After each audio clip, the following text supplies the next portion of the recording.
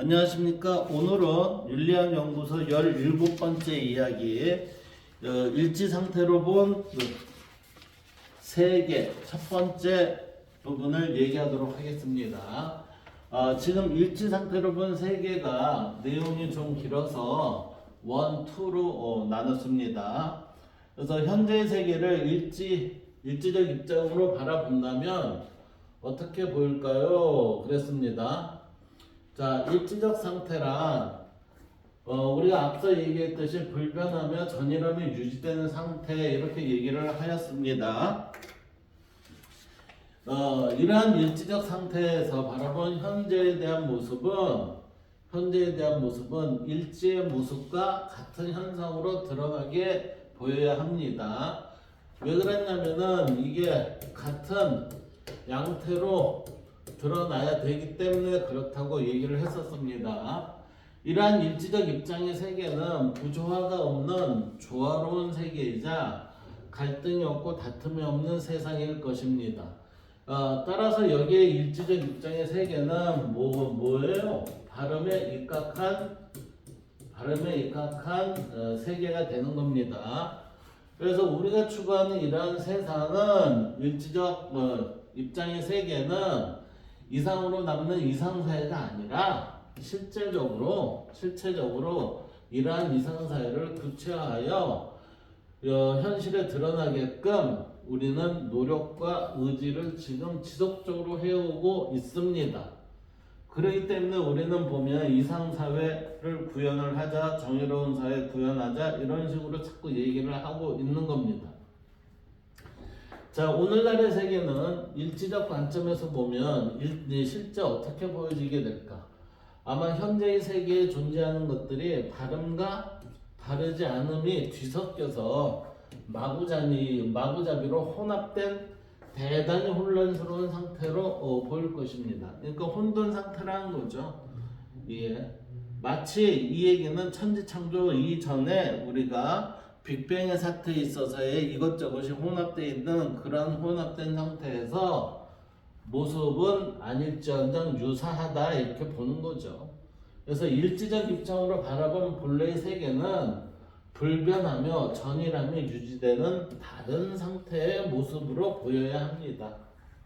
이 다른 상태의 모습이 본래의 모습이었다는 거죠. 그러나 오늘날의 세계는 본질적인 발음의 세계를 지키고 유지하지 못하고 본래 이것을 지키고 유지를 했어야 되는데 이 발음과 다르지 않음으로 뒤죽박죽 되어버린 엉망진창의 모습으로 현재 드러나 있습니다.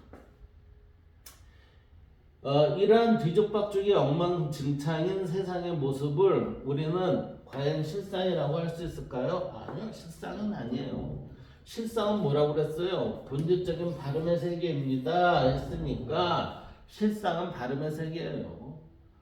지금의 이 세상의 모습은 실상과 허상이 혼란하게 뒤죽박죽 섞인 채 살아가고 있는 혼돈의 세상이라 할 수 있습니다. 이러한 세상에 대해 석가모니는 뭐라고 해요? 말세로 얘기했어요. 말세. 이 세상은 지금 말세에 다가왔다 라고 이렇게 얘기를 하는 거죠. 이 석가모니께서는.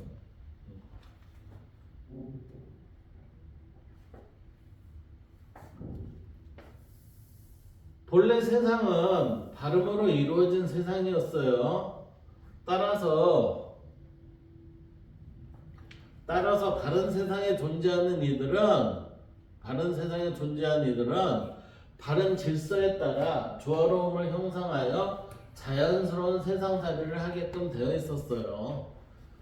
그러나 발음을 유지 못하는 자들, 즉 부정한 자들에 의해서 발음을 유지하던 세상이 점차 혼돈에 빠지게 됐죠. 이러한 혼돈에 빠지게 된 가장 큰 원인은 이익과 편함이에요. 자, 이익과 편함을 이게 우리는 적당하게 유지하면 되는데 이게 적당하지가 않았다는 거죠. 따라서 바른 세상에서 이익과 편안함에 대한 것이 과욕으로 발생이 된 이러한 세상에서 발음을 지키는 자들이 바르지 않는 자들에 대한 적절한 대책을 강구하지 못했습니다. 원래는 그걸 강구를 했어야 부정적인 것을 얘를 해소를 했어야 되죠. 근데 해소를 못하고 같이 동반해서 살다 보니 어떻게 됐어요? 이 정보다 부정이 커지는 일이 발생이 돼서 지속적으로 이게 갈등을 유발하는 거죠. 이는 바른 자들이 바르지 않는 자들의 출현에 대한 적절한 대책을 강구하지 못하였기 때문에 이 바른 세상의 존재자들이 바름을 지키지 못하게 된 거예요. 그 결과 본래 바른 세상이었던 것이 바르지 않음으로 세상을 뒤덮게 된 것입니다. 그래서 맑은 하늘에서 점점점 어떻게 돼요? 먹구름이 끼어서 이 부정적인 게 어떻게 됩니까? 바른 것보다 커지게 됐다. 이렇게 되는 거죠. 그래서 바른 것을 지켜나간 이들의 존재하는 세계가 본래의 실상의 그 모습이었는데 바르지 않는 이들의 출현으로 인해 바르지 않은 기운이 점차 확산되어 바름이 점차 가려져가는 세상이 된 것입니다 하니까 바른 세상이 점점 바르지 않은 세상으로 변해가고 있었다 이런 얘기죠. 이는 마치 태양을 가리는 일식현상과 같은 이치입니다. 이는 세상의 바름을 가리는 바르지 않은 것들이 점차 부정의 의미가 확대되어 바름을 거의 덮어버리는 부정의 무리들이 득실거리는 공동체 세상이 되어버린 겁니다.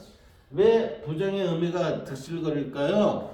아까 위에서 얘기했죠. 이익과 편안. 이익을 보고 편해지고 하니까 요 무리들이 커지는 거죠. 이 무리들이 커짐으로 인해서 바름이 어떻게 돼요? 쪼그라드는 거지. 이러한 세상을 기독교에서는 창세기 18장 22, 23절에서 소돔 이야기 앞부분에는 아브라함이 신과 단판을 벌이는 장면이 나옵니다. 신이 하나님의 소돔을 멸해야 되겠다라고 하니까 아브라함이 그건 부당합니다. 하나님답지 못한 처사입니다. 세상을 심판하실 분이라면 공정하게 해야 하지 않겠느냐고 따져요. 그래서 아브라함은 결국 의인 신명이면 소돔을 멸하지 않겠다라고 약속을 받아요. 그런데 그 전에 어떤 일이 벌어졌냐면은 맨 처음에는 10인이 아니었어요. 50인의 의인이 있냐? 그러니까 아니요, 없어요. 그러면 30인의 의인이 있냐? 그러니까 아니요, 없어요. 그럼 마지막으로 10인이 의인이 있다면은 이 소돔을 멸하지 않겠다라고 약속을 해요. 아브라함한테. 그런데 성서에서는 소돔의 의인 10명이 없어 멸망당한 것으로 기록하고 있죠. 이는 이미 소돔이 부정적인 세상으로 오염된 타락한 세계라는 것을 보여준 거예요. 그렇다면 실상은 무엇이고 허상은 무엇일까요? 실상은 우리는 바름이 유지되는 것이라고 그랬어요. 이 바름이 유지되는 것을 기독교에서는 뭐라고 그랬어요? 지금 의인 10명이 있습니까? 30명이 있습니까? 50명이 있습니까? 그랬죠? 결국은 의인의 세상을 얘기한 거 아닐까요? 그리고 이러한 모습을 플라톤은 사물이 불변하는 본질이자 참된 실제로서 이데아를 표현한 것, 이데아에 대한 내용이 지금 발음이 유지되고 의인의 세상으로 나타나는 그러한 것을 이데아라는 것으로 형상한 게 아닌가 생각이 듭니다. 그렇기 때문에 실상은 발음이 유지되는 세상으로서 플라톤이 이데아를 완전한 것으로 보고 최고의 이데아를 뭐라고 했어요? 선의 이데아로 그려진 것이다. 이렇게.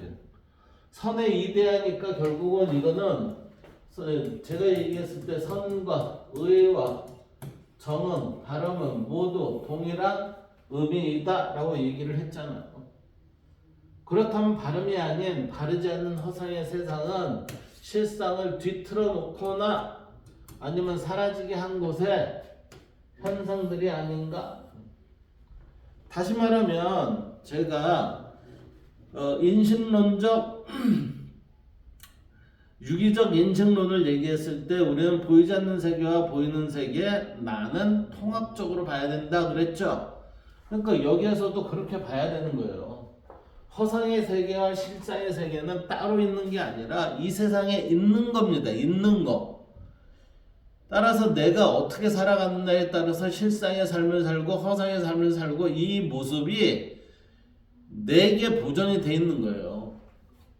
이러한 세상을 플라톤은 동굴에 비유해서 그림자의 세계로 보고 있는 것입니다. 뭐를요? 허상. 그러나 보이지 않는 세계와 보이는 세계의 본질적인 양태는 뭐라고 그랬어요? 똑같다고 그랬죠? 그래서 같은 것이라고 했습니다. 그러기에 두 세계의 본질적인 양태는 다르면 안 돼요. 그래서 다르면 안 되기에 플라톤은 이데의 세계를 그림자의 세계가 뭐를 했다고요? 모방을 했다 이렇게 얘기를 하는 거죠. 모방을 했는데 이 모방한 것을 제대로 따라하지 않고 있다는 거죠. 이 얘기는 결국 뭐예요? 보이는 세계와 보이지 않는 세계의 양태는 같아요. 같은데 지금 보이는 세계에서는 이 모방을 제대로 하지 않았다 이렇게 되는 거죠. 발음이 사라지니 실상의 모습은 실상이 뒤틀어지거나 실상이 사라진 세계가 되는 거죠. 이러한 발음이 사라진 실상의 모습은 참 면목이 사라진 세계이니 허상의 세계가 되는 것입니다. 그렇기 때문에 실상과 허상은 다른 데 있는 게 아니라 우리가 만들어가는 세계를 실상과 허상이라고 하는 거예요. 그래서 기독교에 있어서의 천국이라는 개념은 실상과 허상의 개념으로 역시 똑같이 봐야 된다는 얘기죠. 그래서 천국은 하늘나라에 있는 게 아니라 여기에 있어요. 여기를 실상의 세계로 만들었을 때 우리는 그게 천국입니다. 이렇게 되는 거죠. 발음이 사라지니 실상의 모습은 실상이 뒤틀어지거나 실상이 사라진 세계가 되는 것입니다. 이러한 발음이 사라진 실상의 모습은 참 면목이 사라진 세계이니 허상의 세계가 되는 겁니다. 다시 말해서 실상과 허상의 관계는 뭐예요? 발음이냐 바르지 않음이냐 이 관계라는 거죠. 그래서 허상의 세계는 발음으로 이루어지지 않고 이익과 편함을 위한 거짓과 속임수, 위협과 협박 등의 부정의 세력들이 판치는 세상으로 이루어집니다. 하니까 이때의 부정의 의미는 뭐예요?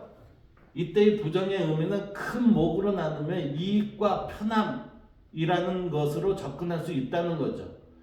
이익을 내가 더 얻기 위해서 거짓말 치고 속임수 쓰고 위협을 하고 협박하고 이러한 짓을 한다는 거고, 그 다음에 내가 편하기 위해서 남을 속이고 거짓을 하고 위협과 협박을 통해서 내 육신이 좀 더 편해 보려고 그렇게 한다는 거죠.